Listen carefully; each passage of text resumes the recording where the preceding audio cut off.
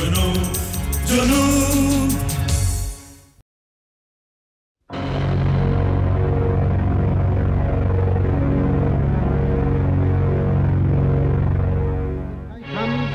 When we shall redeem our pledge, not wholly or in full measure, but very substantially. At the stroke of the midnight hour, when the world sleeps, India will awake to life and freedom.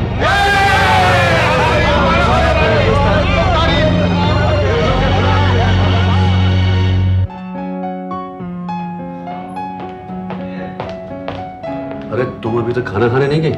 क्या आज भी उपवास रखने का इरादा है? जाओ जाके खाना खा लो। मैंने भी कैसी बहन बनाई है जो अपने भाई के कहने नहीं मानती। Now go and have your food, वरना बाबा से कह के पिटवा दूंगा। क्या समझी? तुम नहीं आओगे? मैं आऊंगा तो यहाँ ऑर्डर्स कौन लेगा? तुम जाके खाना खाओ, मैं जरा मैनेजर साहब से मिलके आया। तो जाओ ना। ओके।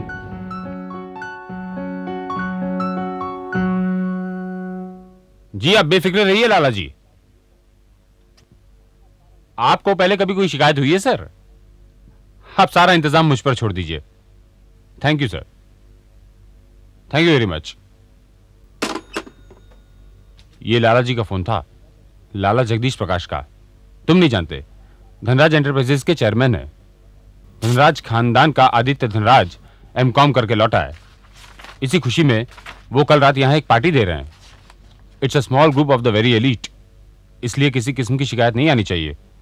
ये मेनू है, इसकी एक कॉपी तुम अपने पास रख लो। Shall I relax then? You don't worry sir at all. बहुत ही बेहतरीन इंतजाम होगा।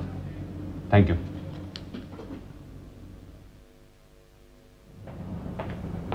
आपका फोन। Thank you. हेलो। ओ रेखा, तुम? इंटरव्यू का क्या हुआ? Excellent, congratulations. क्या वहीं हॉस्टल में रहना पड़ेगा? अच्छा, तुम कहां से बोल रही हो?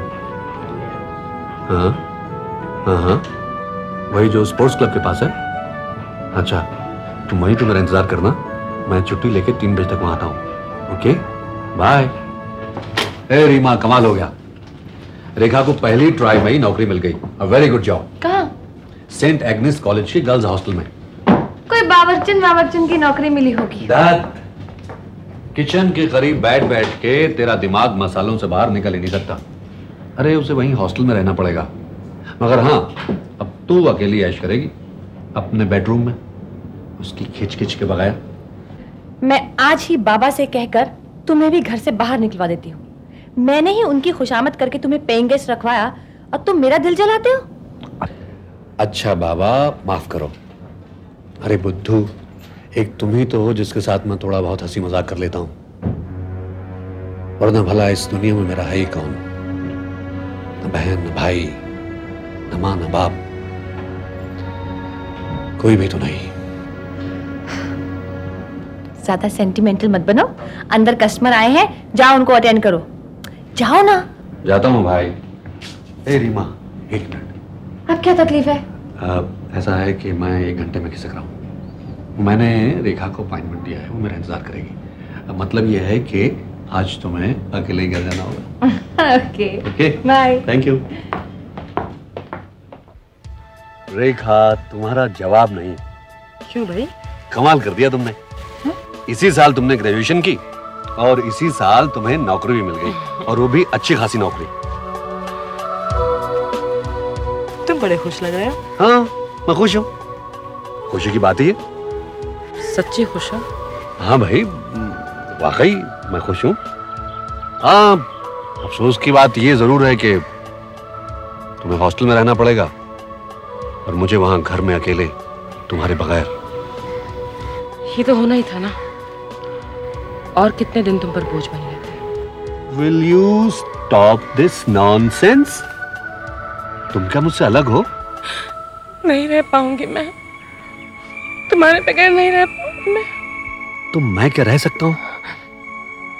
अरे पगली, अगर तुमने मेरा साथ ना दिया होता तो मैं कब का टूट चुका होता। अरे 2 ही चीजों ने तो मुझे हिम्मत दी है इस दुनिया से लड़ने की, एक मेरी रगों में बह रहे राजवंशी खून ने और दूसरी तुम्हारे सहारे ने।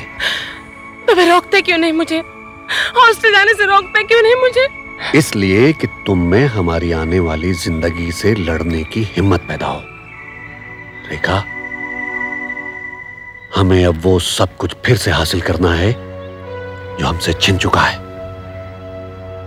मेरे स्वर्गवासी बाबा कहा करते थे कि बेटे, अपनी आने वाली जिंदगी के सफर में हमेशा अपने कदम जमीन पर रखना और अपनी नजरें सितारों पे। हिम्मत से काम लो। तुम राजपूत हो। हमारे बाद इस रियासत की सारी जिम्मेदारी तुम पर आने वाली है। इस रियासत और उसकी प्रजा के प्रति तुम्हारे कुछ कर्तव्य हैं और कुछ कर्तव्य अपने प्रति भी। प्रजा की हमेशा रक्षा करना, सबके साथ इंसाफ करना, चाहे उसमें अपना नुकसान क्यों न हो। यही राजधर्म। मैं पूरी कोशिश करूंगा बाबा। और बेटे, अगर ये रियासत न भी रहे तो अपनी जिंदगी को स्वाभिमान से जीना।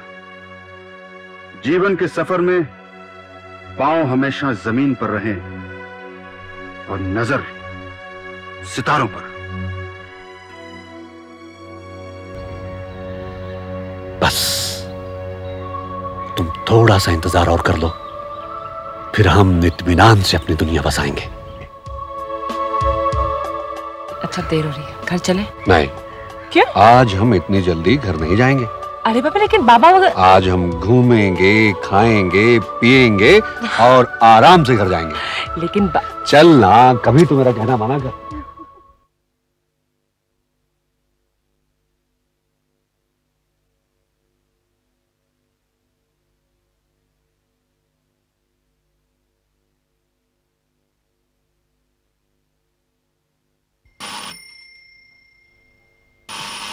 आ गए दोनों। हेलो बाबा। अरे बाबा, अब तक सोए नहीं? मैं कहाँ रह गए थे तुम लोग बड़ी देर कर? कुछ नहीं, हम लोग जरा यूं ही घूमना निकल गए। गौरी, आ गए दोनों। उनसे कहो खाना किचन में रखा है, खा ले। खा लो ना, जाओ। बाबा, खाना तो हम लोग खा के आए। हाँ बाबा, खा के आ गए हम तो।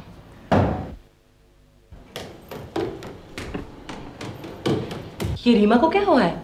बड़ी गुस्से में है। बेचारी इंतजार कर रही थी तुम दोनों का, अब भूखी सो जाएगी। नहीं बाबा, वो भूखी नहीं सोएगी। आप आराम से सो जाइए, मैं अभी खाना गर्म करके उसके कमरे में लेके जाता हूँ। अब तुम वहां क्या कर रहे हो? आकर दवा पी लो और सो जाओ।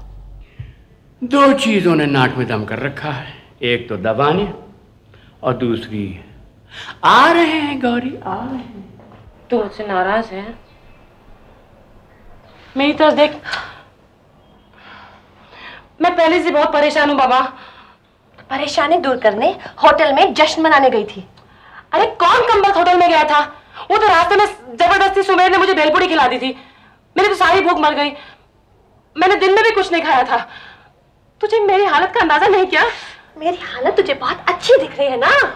मालूम है, तुझे भी मालूम है, मुझे भी मालूम है, बल्कि तुझे तो कुछ ज्यादा ही मालूम है।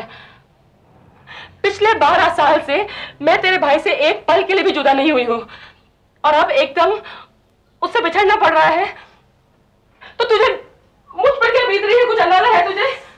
तो क्या जरूरत है ये कमरा छोड़ के जाने की? क्या तकलीफ है तुझे यहाँ? क्यों परेशानी बोल ले रही है तू?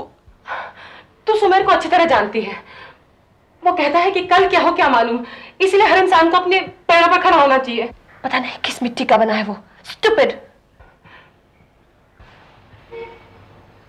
बचपन में हमारे ऊपर बहुत कुछ बीता है रीमा, इसलिए वो ऐसा कहता है। और जो कहता है ठीक ही कहता है, और जो करता है वो भी ठीक करता है।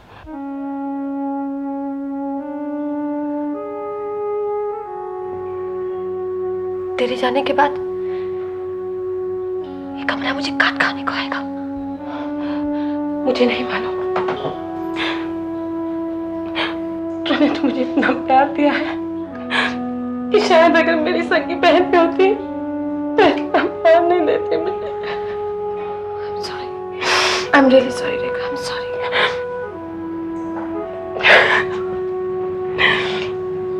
मुझे इतना रुलाती है. Sorry Baba, I'm really sorry. अरे चलो नीचे, सुमेर तेल ने खाना गरम कर रहा होगा. ये सुमेर भी बस